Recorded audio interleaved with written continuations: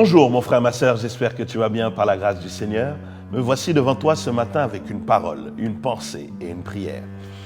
Nous sommes au 4e jour de notre thème intitulé « Les principes de restauration ». Les principes de restauration. Et il y en a 10 que nous verrons sur 2 semaines consécutives. Et cette semaine, nous en verrons 5, la semaine prochaine 5 autres.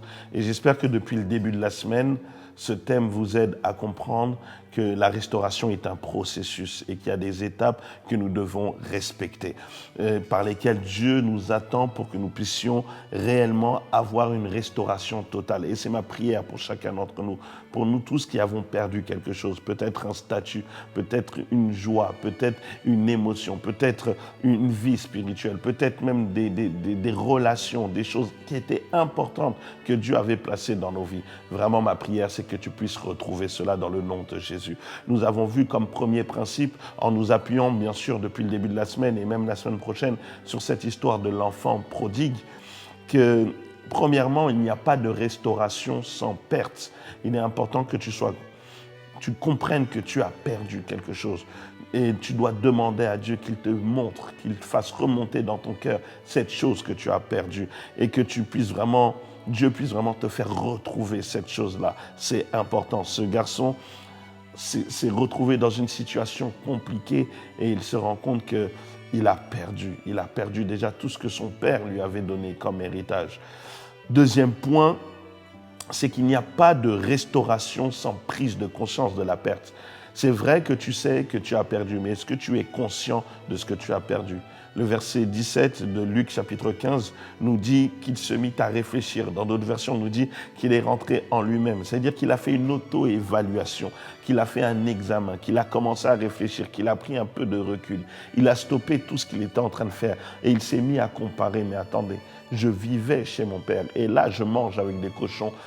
Qu'est-ce qui s'est passé? Mon frère, ma soeur, peut-être que tu te fais un peu une image de ce que tu étais avant et tu regardes ce que tu es devenu aujourd'hui, du zèle que tu avais avant pour le Seigneur et de comment tu es aujourd'hui, de la fougue que tu avais dans ta vie de tous les jours, de la joie, de l'enthousiasme que tu avais aujourd'hui. Tu regardes après quelques années, cet enthousiasme est parti.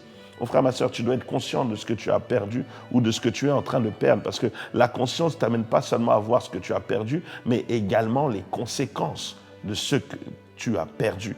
Parce qu'il n'y a pas de restauration sans mémoire.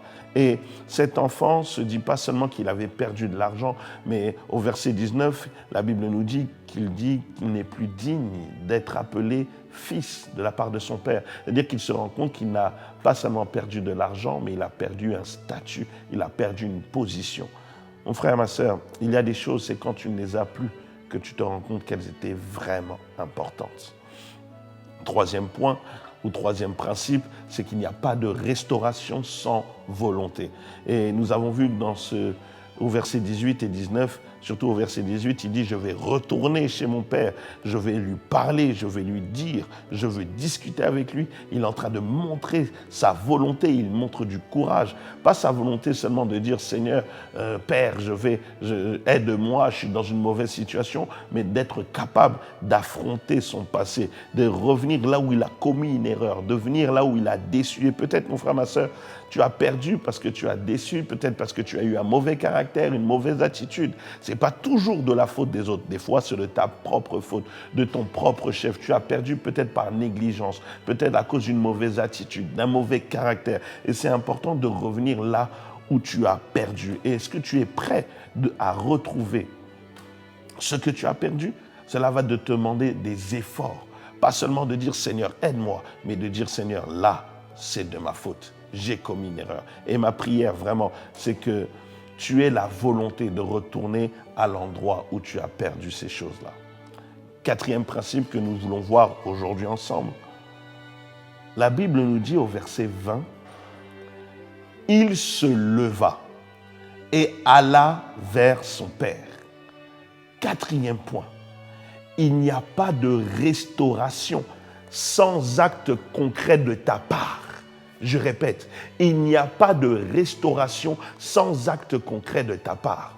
Si vous regardez, la veille, nous avons dit qu'il a mis de la volonté. Il se dit, je retournerai chez mon père et je lui dirai. Mais là, dans ce verset 20, on nous dit, il se leva et alla vers son père. Il n'a pas seulement parlé, il n'a pas seulement dit qu'il le ferait, il l'a fait. Il a actionné le processus. Le problème, c'est que nous restons beaucoup dans « je ferai »,« j'irai »,« je prierai »,« demain je ferai ». On projette, on dit, on annonce, mais on ne fait pas. Mon frère, ma soeur, la restauration ne demande pas seulement des annonces, ne demande pas seulement une prise de conscience, elle ne demande pas seulement de la volonté, elle demande des actes concrets de ta part. Le problème, c'est qu'on attend seulement les actes concrets de la part du Seigneur, mais tes propres actes. Il a dit, je ferai, j'irai voir mon Père, je lui dirai. Et le verset suivant, il se leva et alla. C'est-à-dire qu'il l'a mis en action. Frère, ma soeur, la restauration, c'est un processus. Mais dans ce processus, tu dois appuyer le bouton on. Tu dois y aller, tu dois faire le premier pas. Combien, à chaque fois, nous sommes là à dire, Seigneur, je ferai, Seigneur, je prierai, Seigneur, je ferai un jeûne, j'irai demander pardon, je vais le pardonner, un jour je le ferai. Tant que tu ne le fais pas, rien ne se passera. Mon frère, ma soeur, il y a des choses, c'est comme un interrupteur. La lumière est là, l'ampoule est là dans ta maison. Mais la lumière va s'allumer seulement lorsque tu appuieras sur l'interrupteur. Mais le courant est là, l'ampoule est là. Mais ça demande une action humaine. Mon frère, ma soeur, la restauration demande une action. Dieu est là pour te restaurer. Tu es là pour recevoir la restauration. Le Saint-Esprit est là, mais il attend de toi un acte. Nous parlons beaucoup, mais nous ne faisons pas ce que nous disons. Est-ce que tu as le courage? Pas seulement de dire j'irai devant Dieu, mais d'y aller sérieusement et de demander pardon à Dieu. Est-ce que tu as le courage? Pas seulement de dire un jour je pardonnerai cette personne, mais tu te lèves et tu vas demander pardon parce que tu veux justement être restauré par Dieu. Est-ce que tu as le courage d'aller vers tes parents? Est-ce que tu as le courage d'aller vers tes enfants, d'aller vers ces hommes et ces femmes que tu as blessés? Est-ce que tu as le courage, pas seulement de dire que tu feras, mais de le faire? Est-ce que tu as le courage de mettre en action ce que tu avais dit, de faire l'offrande que tu avais dit, de faire la prière que tu avais dit, de changer ton caractère, de changer de langage? Est-ce que tu as le courage de changer d'attitude?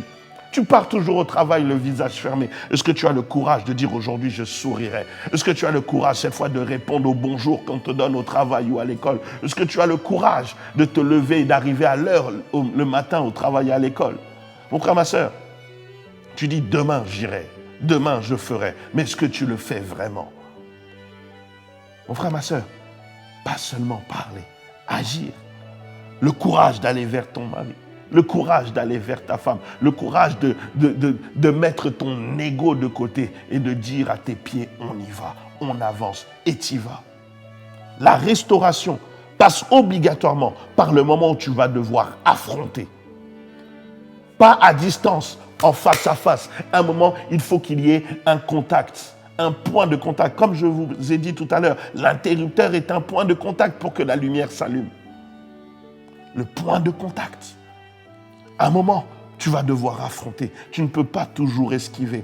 L'enfant prodigue se dit, si je veux retourner dans la maison de mon père, je vais devoir affronter mon père. Je me lève et j'y vais. Je vais devoir être confronté à lui, à sa décision, à sa parole, à sa volonté. Mon frère, ma soeur, quand est-ce que tu vas aller devant Dieu?